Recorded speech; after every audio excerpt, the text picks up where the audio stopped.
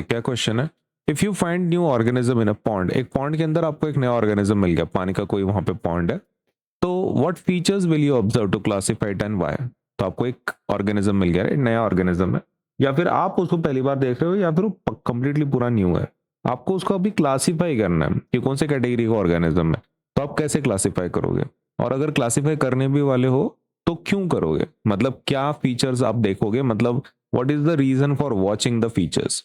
Okay, तो देखो, अगर आप पॉन्ड की बात कर रहे हो, तो पॉन्ड के अंदर जो क्रिएचर है, तो बहुत सारी चीजें इसमें आपको चेक करना पड़ेगा, राइट? सबसे पहले आपको क्या देखना पड़ेगा? एक्सटर्नल फीचर्स क्या है, उसका शेप कैसा है, साइज कैसा है, बॉडी ऑर्गेनाइजेशन क्या है। उसके बाद मोड ऑफ न्यूट्रिशन, वो कैसा खाना खाता है, क्या वो खुद का खाना बनाता है, ऑटोट्रॉपिक है या हेटेरोट्रॉपिक है, मतलब दूसरों के ऊपर डिपेंड करता है। उसके इंटरनल स्ट्रक्चर कैसे हैं, उसके ऑर्गन्स है क्या उसके पास, क्या उसके पास टिश्यूज है, क्या उसके पास स्केलेटन है, क्या उसके पास एक्सोस्केलेटन है। सेल स्ट्रक्चर देखेंगे, क्या वो प्रोकैरियोटिक सेल है कि यूकैरियोटिक सेल है, यूनिसेल्युलर है कि मल्टी सेल्युलर है, एक ही सेल है कि मल्टी सेल है, क्या उसके पास सेल वॉल है कि नहीं।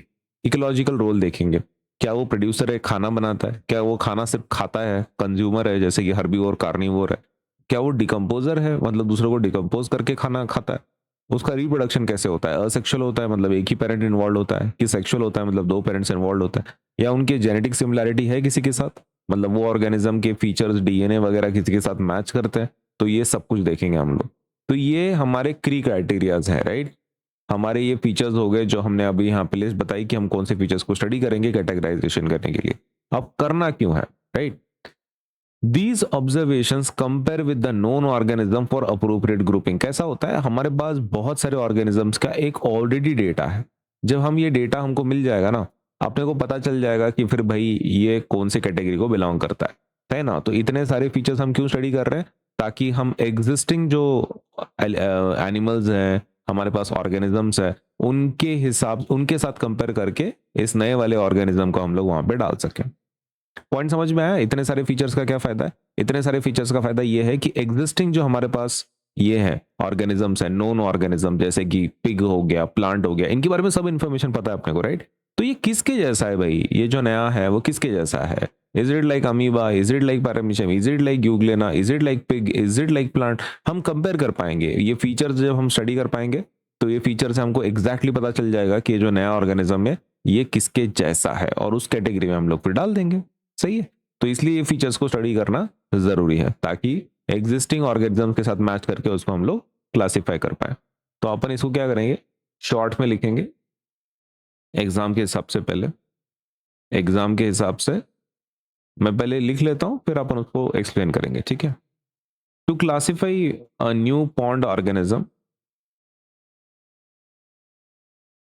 आई would observe external features.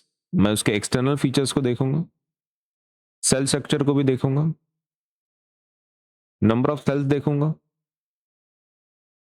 Mode of nutrition देखूंगा, क्या खाता है क्या नहीं खाता है, खुद का बनाता है कि दूसरों के ऊपर डिपेंड करता है, इंटरनल ऑर्गेनाइजेशन देखेंगे, रिप्रोडक्शन देखेंगे, इकोलॉजिकल रोल देखेंगे, एंड जेनेटिक सिमिलैरिटीज देखेंगे। These features help compare it with other organisms and determine it's appropriate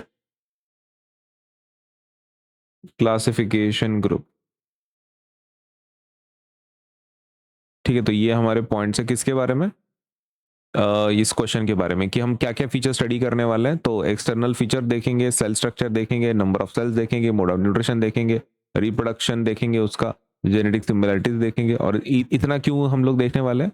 it will help us compare with the other organism, जो एग्जिस्टिंग ऑर्गेनिजम्स हैं उनके साथ compare करके classify करने में हेल्प करेंगे, है ना?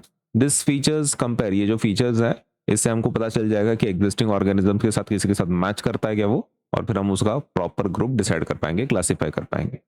ये हो गया एग्जाम के हिसाब से, ठीक है? होमवर्क के लिए ये आंसर आप लिख सकते हैं। अगर आपको थोड़ा डिटेल वाला आंसर चाहिए तो this is what you can write. If I found a new organism in a pond, I would observe the following features. Following features आपको देखने को मिलता है पॉन्ड के अंदर के। सपोज ये चेक करूंगा मैं, सबसे पहला फीचर क्या चेक करने वाले अपन? Body organisation. मतलब is it unicellular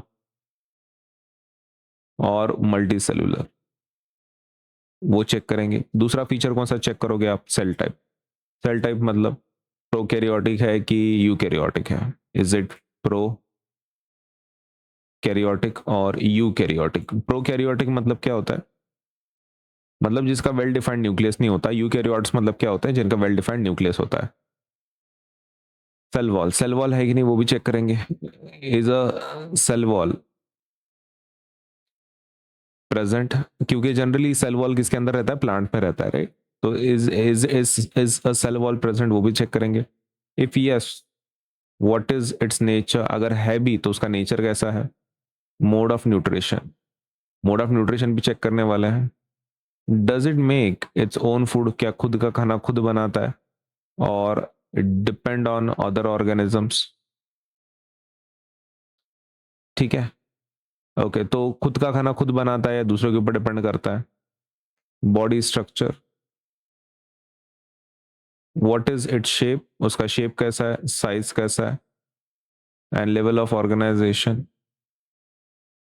reproduction, reproduction कैसा है उसके अंदर? How does it reproduce?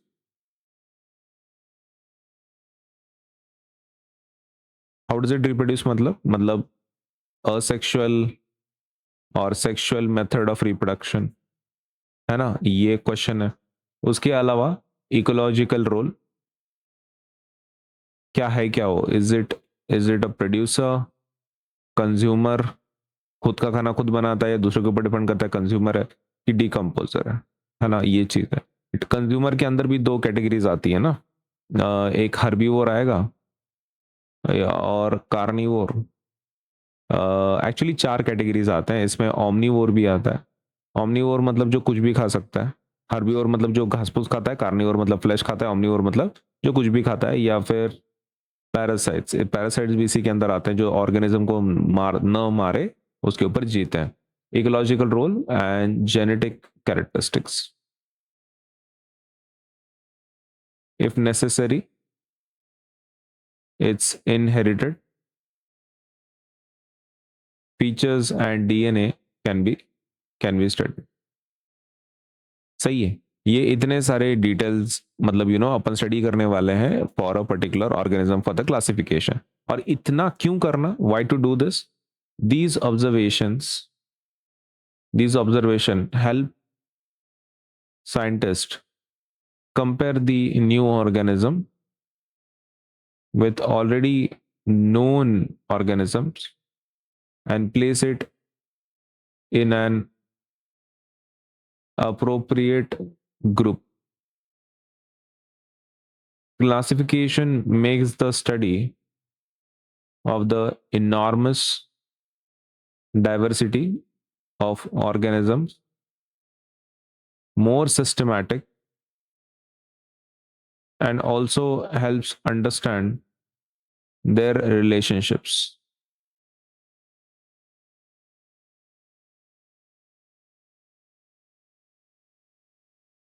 Okay, तो डिटेल में हम लोग क्या पॉइंट कर रहे हैं कि हम कौन से स्टडी करेंगे? Body organisation, unicellular, multicellular, cell type, prokaryote, यूरोटाइप, सेल वॉल देखने वाले, मोड ऑफ न्यूट्रिशन देखेंगे, बॉडी स्ट्रक्चर देखेंगे, रिप्रोडक्शन देखेंगे। ये सब फीचर्स हम लोग स्टडी करने वाले हैं। और क्यों करने वाले हैं? ताकि जो हमारा न्यू ऑर्गेनिज्म है तो ऑलरेडी नोन ऑर्गेनिज्म के साथ हम लोग कंपेयर कर पाए। क्योंकि नोन ऑर्गेनिज्म जो है, जो पहले से हमको पता है, कोई कोई पिग पता है, कोई डॉग पता है, और कोई बैक्टीरिया पता है, तो उसके बारे में अपने को ऑलरेडी इन्फॉर्मेशन है।